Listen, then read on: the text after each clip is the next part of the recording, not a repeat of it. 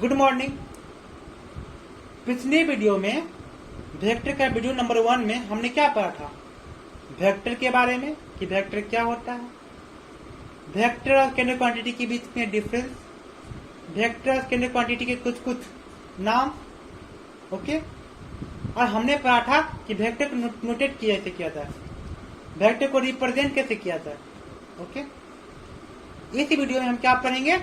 Angle between two vector and addition of vector. Okay, कि vector को add कैसे किया जाता है और उसके बीच में एंगल कैसे कितना होता है। ओके, तो हमारा नेक्स्ट टॉपिक क्या है? एंगल बिटवीन टू वेक्टर, दो वेक्टर के बीच में कितना एंगल होगा। ओके, तो देखिए ये हुआ हमारा वेक्टर ए और ये हुआ हमारा वेक्टर बी। ओके, तो हमारे पास दो वेक्टर है, वेक्टर ए और वेक्टर बी। तो वेक्टर ए और वेक्टर बी के बीच में कितना एंगल हुआ? थीटा। तो इसको क्या बोलते हैं हम लोग? Angle between two vector. Okay, इस थीटा को क्या पढ़ेंगे हम लोग? Angle between two vector.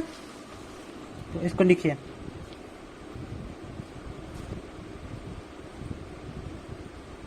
Angle between two vector. तो समझिए इसमें क्या रहा है कि ये जो हमारा एंगल बिटवीन टू वेक्टर है, इसका क्या मतलब? तो देखिए, हम आपको पिछले वीडियो में क्या बताए थे? इसको वेक्टर का हेड बोलते हैं, इसको वेक्टर का टेल बोलते हैं। ये हमारा दूसरे वेक्टर का टेल हुआ और हमारा दूसरे वेक्टर का हेड हुआ। तो जब दो वेक्टर को टेल को आपस में मैच करते हैं, क्या करते हैं?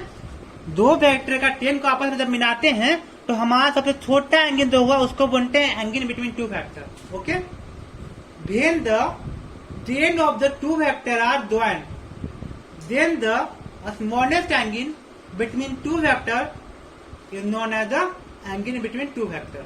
ओके, ये आपका इंग्लिश में डिफिनेशन हो गया। तो अपन हिंदी में समझिए, इसको हिंदी में लिखिए। जब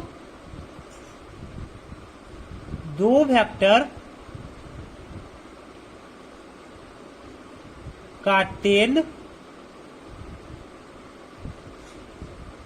ज्वाइन करते हैं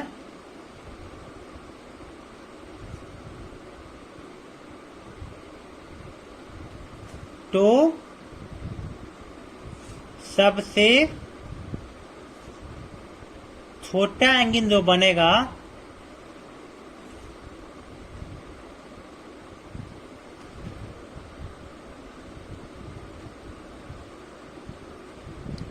उसे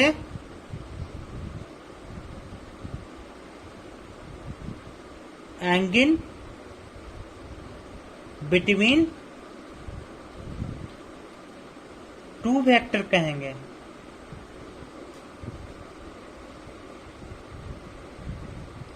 ओके, तो हमारा हिंदी में सीखिए। कोई भी चीज को में समझना होता है। फिजिक्स ना इंग्लिश है ना हिंदी है, फिजिक्स को समझना हमारा काम है। हमें अंग्रेजी नहीं सीखना है ना हमें हिंदी सीखना है, हमें क्या सीखना है? फिजिक्स सीखना है। तो फिजिक्स में क्या सीखे?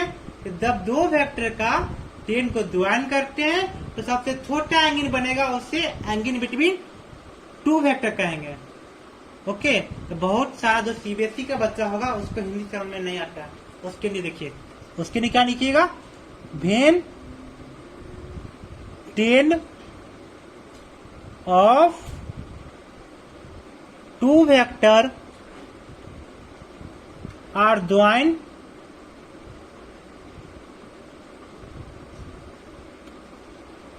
then a smallest angle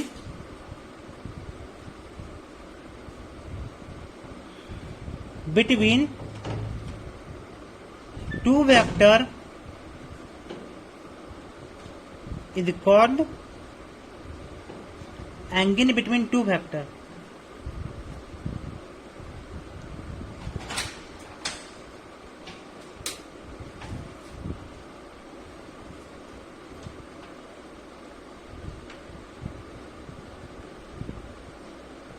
okay, कि when train of two vector are joined then smallest angle between two vector is known as angle between two vector. Okay, ये हमारा हुआ इंग्लिश में और वो हुआ हमारा हिंदी में। ओके, किसी को कोई दिक्कत नहीं। अब देखिए आगे बढ़ते हैं। ये हुआ हमारा वेक्टर ए, ओके, और ये हुआ हमारा वेक्टर बी। ओके, तो दोनों के बीच में सबसे छोटा एंगल कौन सा होगा? तो हम आपको क्या सिखाया डेफिनेशन?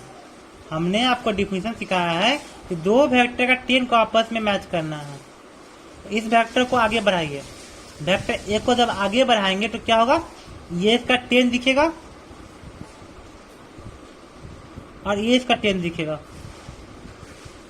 तो दोनों का टेन को जब आपस में मिलाएंगे तो सबसे छोटा एंगल जो होगा उसको बोलेंगे angle between two vector. Okay, हम आपको एक एग्जांपल समझाते हैं। कभी भी टेन और हेड को नहीं मैच करना, हमेशा टेन और टेन को मैच करना है। ओके, इस पॉइंट पे ध्यान दीजिए।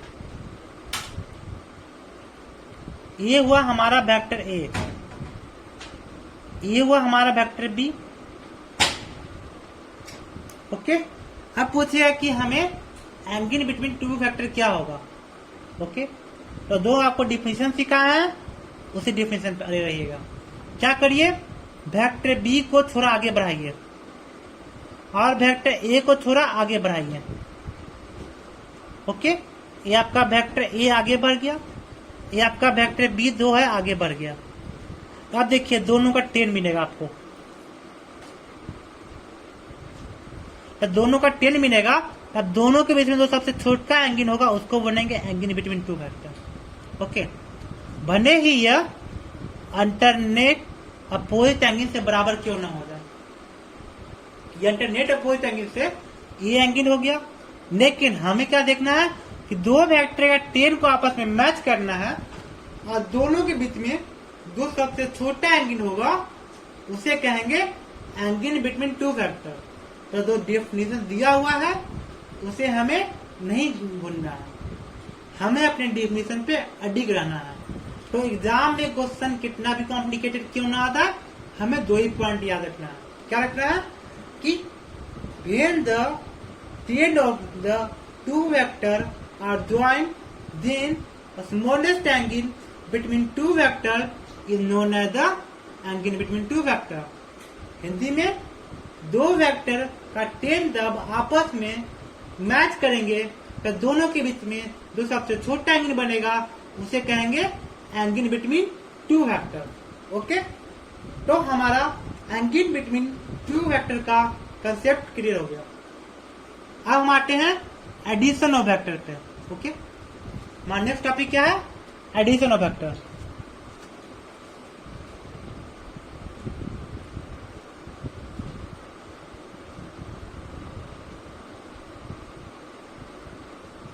Addition of vector.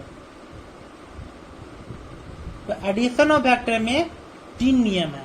Okay, addition of vector में हमारे पास तीन नियम है, सबको हम बारी बारी से पढ़ेंगे। पहले तीनों नियम का नाम जानते हैं। तो हमारा जो पहला नियम है तो उसका नाम क्या है? Triangle law of addition.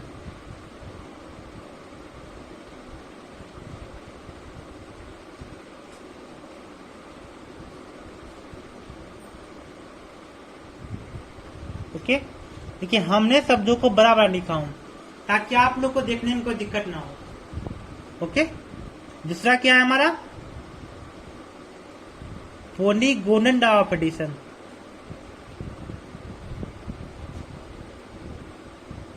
Law of addition.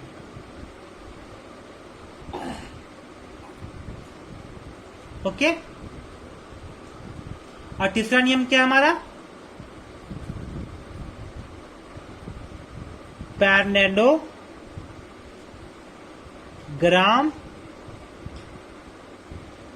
Law of addition.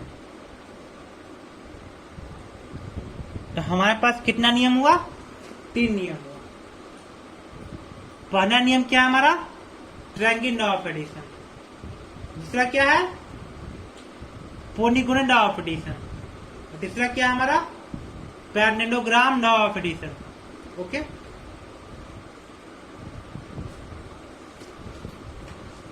तो पहला सीखिए।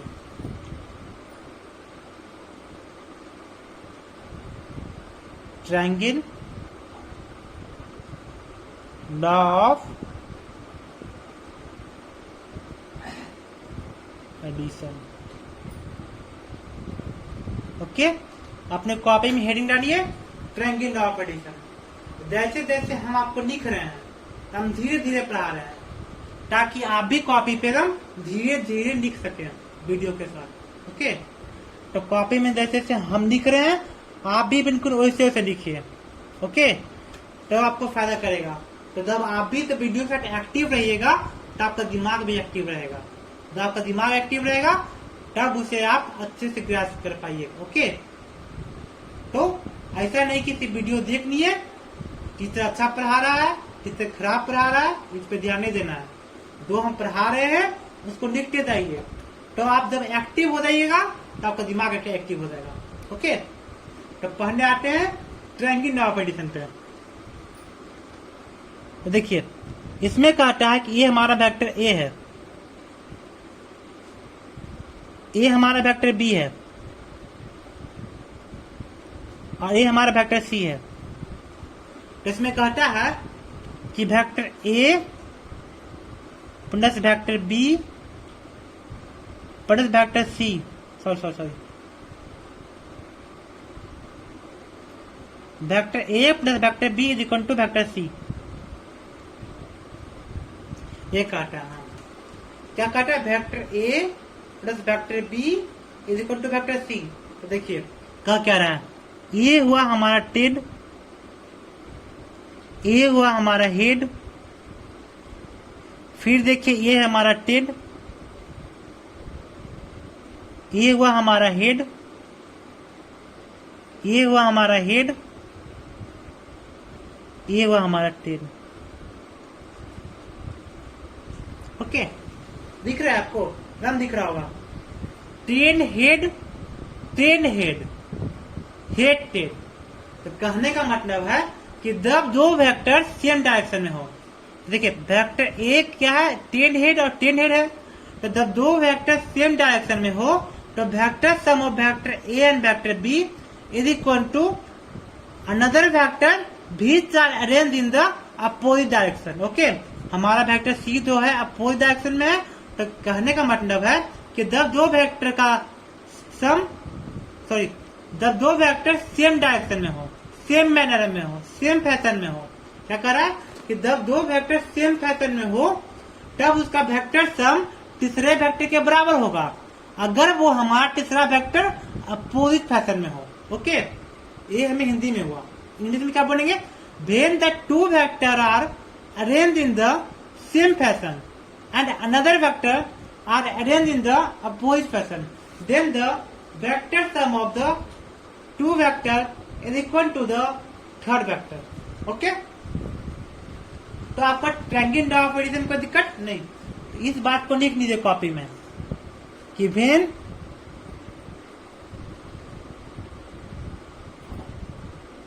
two vector are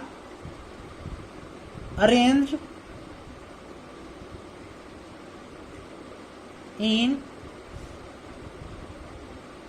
same fashion and third vector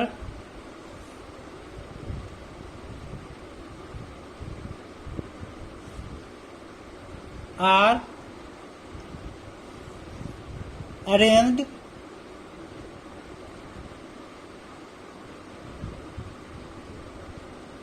in opposite fashion,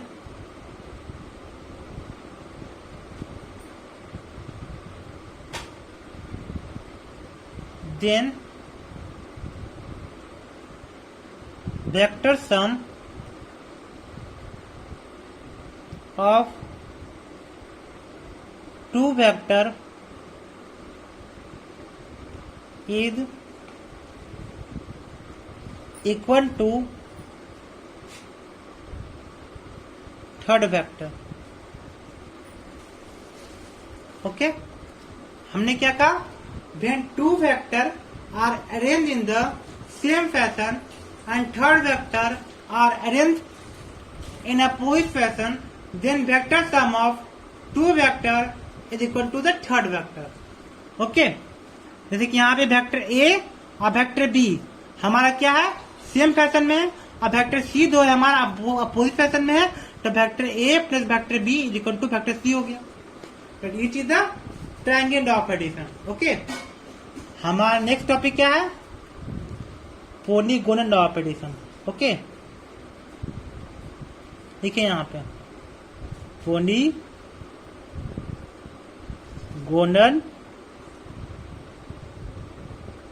law of addition. तो हेडिंग लिखिए, सबसे पहले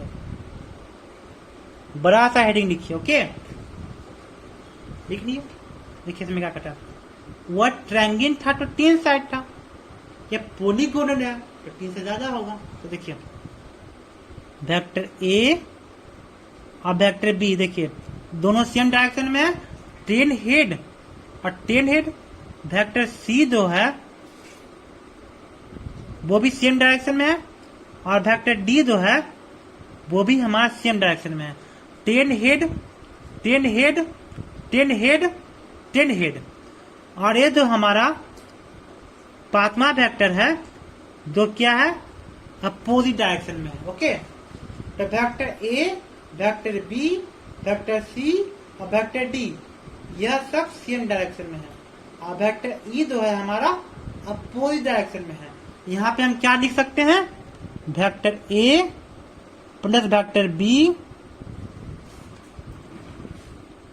plus vector C plus vector D is equal to vector E. Okay, हम क्या लिखे, vector A plus vector B plus vector C plus vector D is equal to vector E. Okay, बहुत easy है कि जब एक से ज्यादा वेक्टर सेम डायरेक्शन में हो और कोई दूसरा वेक्टर अपोजिट डायरेक्शन में हो, डायरेक्शन की जगह पे कहीं कहीं लिखा होगा कि फैशन, मैनर, तो शब्द इंग्लिश का कोई भी शब्द लिखा हुआ होगा इन तीनों में से, मैनर, फैशन, डायरेक्शन मतलब सेम होता है। ओके, तो अगर कोई भी एक से ज्यादा वेक्टर अपोजिट फैशन में हो, अपोजिट मैनर में हो, और हमारा जो अगला वेक्टर है जो कि अपोजिट फैशन में हो, बाकी सब सेम में हुआ और जो दूसरा हुआ अपोजिट में हुआ, तो हमारा क्या होगा कि vector sum of the rest of the vector is equal to the another vector. Okay, इस बात को लिख लीजिए, when more than one vector are arranged in same fashion and another vector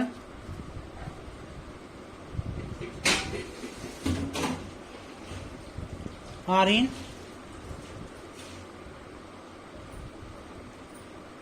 opposite fashion,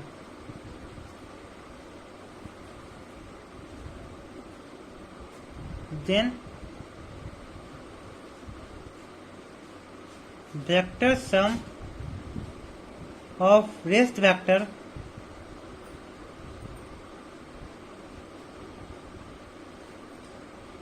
is equal to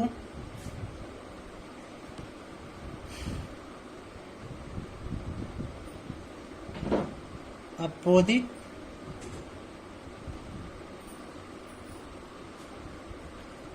fashion vector. Okay, यहाँ पे क्या लिखेंगे कि when more than one vector are arranged in the same fashion and another vector are arranged in the opposite fashion, then vector sum of rest vector is equal to opposite fashion vector. Okay, हमारा तीसरा नियम क्या है? Parallelogram law of addition. Okay,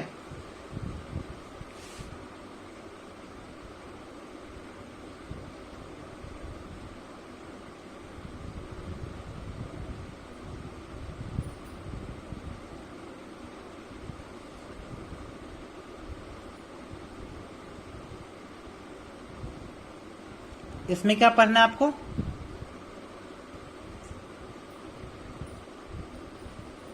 देखिए, ये हुआ हमारा vector A, ये हुआ हमारा वेक्टर बी, और दोनों के बीच में कितना एंगल है हमारा? ये थीटा हुआ। Okay,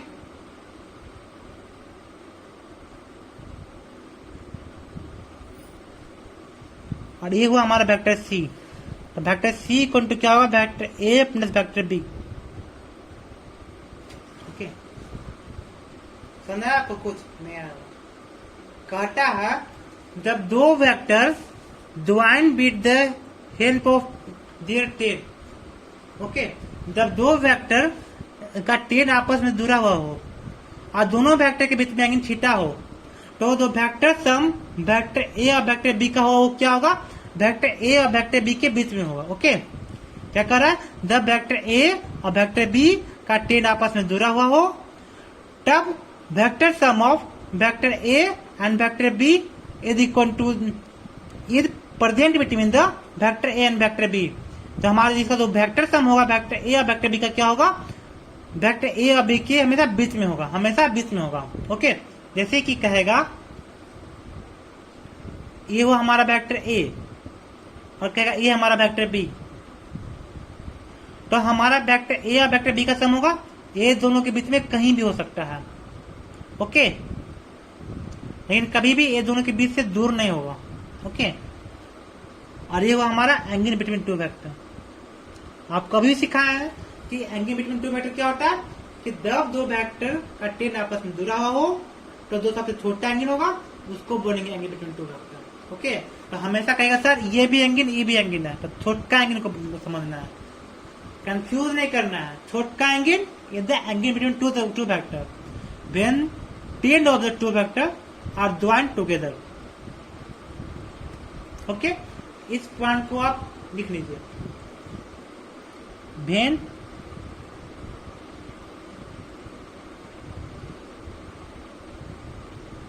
to vector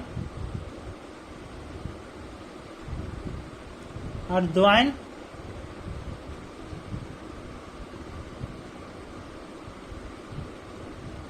with the help of 10, then vector sum of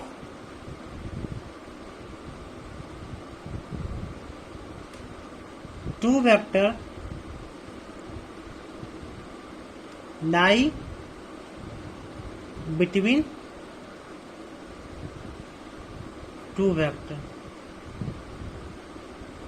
ये जो हमारा तीन नियम है इसी को याद रखना है और इसको आपको गुम नहीं करना है। ओके, क्योंकि यही आपका बेसिक हुआ, यही आपका बेस हुआ जो आपको नीट तक पहुंचाएगा। नीट में पहुंचने वाला ना कोई बहुत बड़ा चीज नहीं पढ़ता, कोटा में भी जा करके यही चीज पढ़ेगा, क्योंकि एग्जाम में वही पूछेगा जो आपका बुक में दिया हुआ है। ओके, तो स्टैंडर्ड बुक को फॉलो कीजिए, जगह हर जगह सेम होता है। तो बस जो लिखा जाए जो पढ़ा जाए उसको ध्यान से पढ़िए, अपने बेस को मजबूत करिए। उसके बाद फिजिक्स क्या है, केमिस्ट्री क्या है, बायोलॉजी क्या है, तीनों बहुत इजी बनेगा। ओके, तो ये हमारा वीडियो नंबर 2 को हम यहीं पे खत्म करते हैं। ओके, आगे पढ़ेंगे एडिशन ऑफ वेक्टर का इनोबरेट चीज, इसको इनोबरेशन में किस किस तरह से इसका यूज होता है। ओके, तो innovation of the addition of vector we will study in the next video. जब तक के लिए थैंक यू। ओके,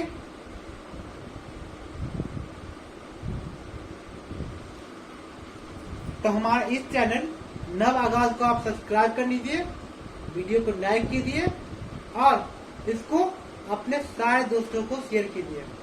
ताकि सभी को फायदा हो। Okay, thank you.